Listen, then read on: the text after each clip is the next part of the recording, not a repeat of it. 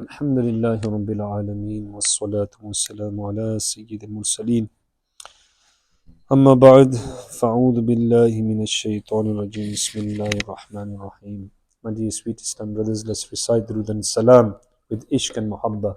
الصلاة والسلام عليك يا رسول الله وعلى آلك وأصحابك يا حبيب الله. الصلاة والسلام عليك يا نبي الله وعلى آلك وأصحابك يا نور الله. Whenever entering the masjid, then to the right. And do mention the nafli i'tikaf, which is nawaitu sunnat al-i'tikaf. And inshallah, try to make many good intentions whilst in the masjid. Another important thing that we always must do is to switch off our mobile phones. And I know we have ringing tones on there, and it's not permissible to have ringing tones on your phone.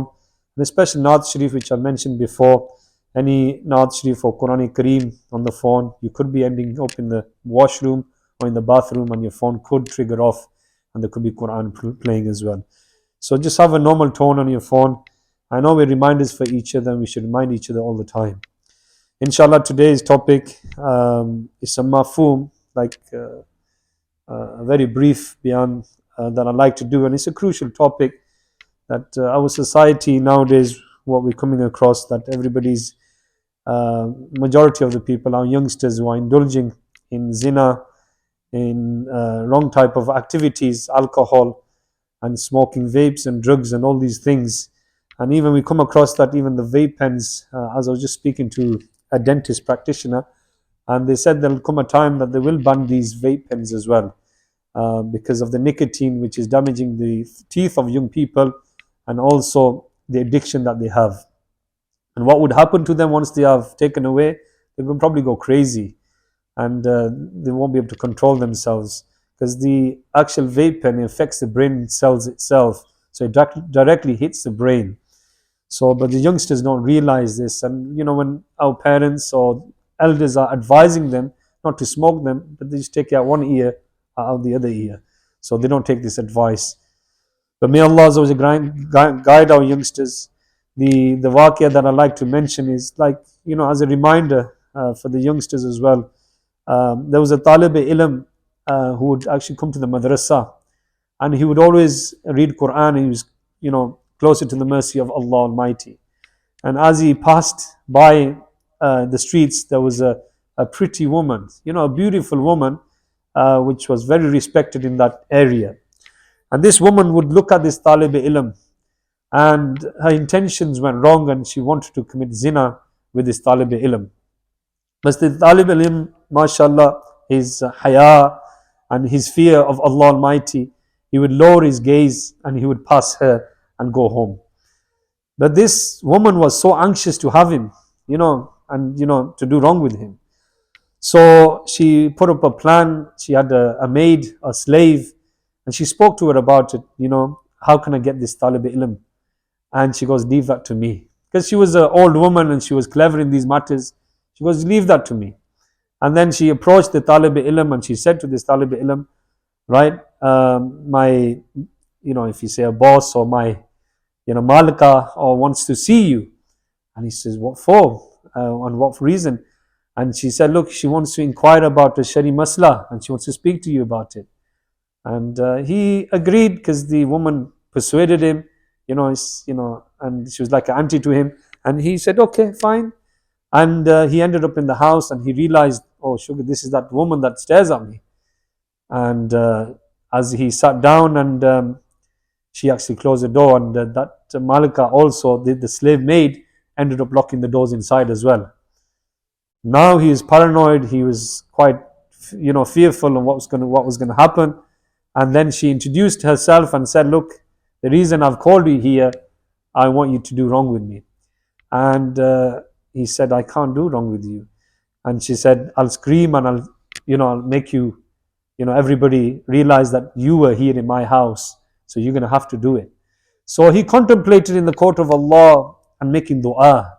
And then he said to the lady, look, I'd like to go to the washroom first of all. So as he went to the washroom, he ended up performing number two, and he started putting that number two on himself. Once he wiped all number two on him, he came out, and the lady was so disgusted, and she said, "How dare you? I'm the prettiest woman in the area, and you respect me like this? Get out of my house." So she kicked him out of the house, and he went to the canal, and he washed himself. Once he cleansed himself, and he ended up going to the madrasa. And look what happens. Something beautiful happens. There's his ustad. He's teaching as the normal class is going on, and he's smelling this beautiful fragrance. And the students are around, and he's there. Like, what is my ustad saying? He's smelling a beautiful fragrance, right? And obviously, the smell of the excrement, he was thinking that, ustad is smelling this from me. And he was paranoid, and he was ashamed. And the Ustadji insisted, "I'm going to smell every student. I want to smell this. Where's this beautiful smell emanating from?" So as Ustadji lined up all the students, and one by one they were coming to Ustadji would smell them. "No, you can go, it's not you." And he's smelling the other one, he's smelling, "And you can go, it's not you." And then when he came to the Talib Ilm, the one who saved himself for the fear of Allah, he smelled him. "It's such a beautiful smell that's emanating from you. Where have you got this smell from?" He started crying in front of the Ustad. And he was thinking that Ustadji is smelling the excrement, and he's doing, husn zan on me. And he says, "Look, truly, it's not the excrement I'm smelling. I'm smelling a beautiful smell from you." And look what Allah Pak did to him. He feared and he followed the commands of Allah Almighty. And Allah changed that smell into a beautiful smell. And they said until that individual lived his life, that beautiful smell emanated from him. Subhanallah. So, we're far from educating our children regarding issues like this. And, it's a shame in our schools that we are facing such difficult stages in our life, that haya is going away from our children. And you can see the children, they've taken their scarves off. They're not covering themselves properly. And in schools, even work environments as well. These things are happening, and obviously they're not open to us.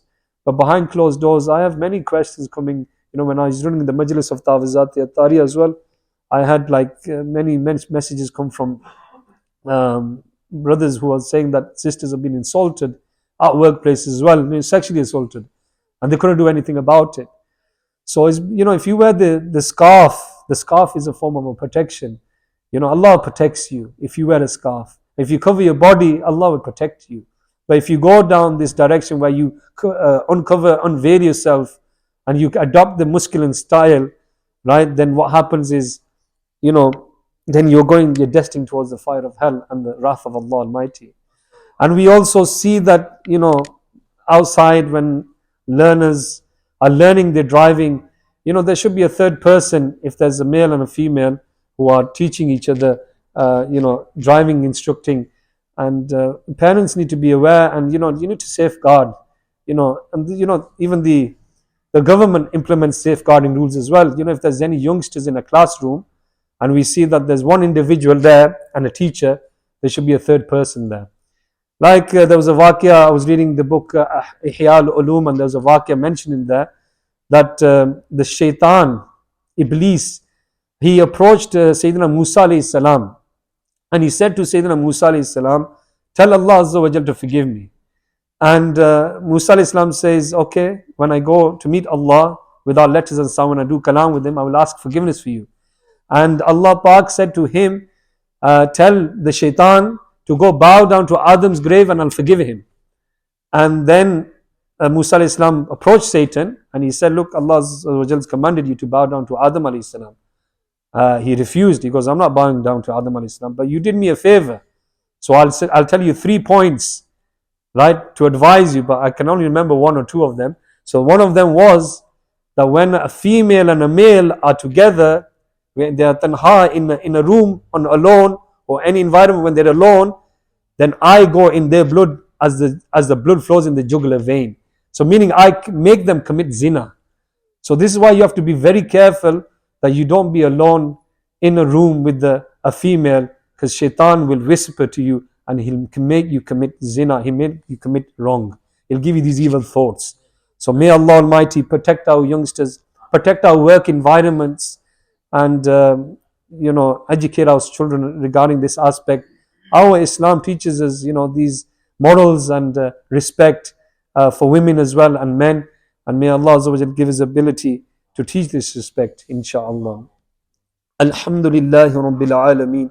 والصلاة والسلام على سيد المرسلين جزا الله عنا محمدا ما هو أهله. O Allah Almighty, accept our Salat al-Zuhr. Ya Allah Azza wa Jal, if I made any mistakes in my short speech, Ya Allah Azza wa Jal, forgive me. There was a mafhum of the bayan which I mentioned. Ya Allah Azza wa Jal, forgive the mistakes of dars. Give us true amal of the deen and protect our youngsters in school, colleges and universities. Give them haya, give them protection, give them iman, and give them the ability to perform this salah. O Allah Almighty, protect all the Muslims around the globe, especially Kashmir, Palestine, Bayt al-Maqaddas, Masjid al-Aqsa, Ya Allah, Syria, Yemen, Burma, Iraq and Pakistan.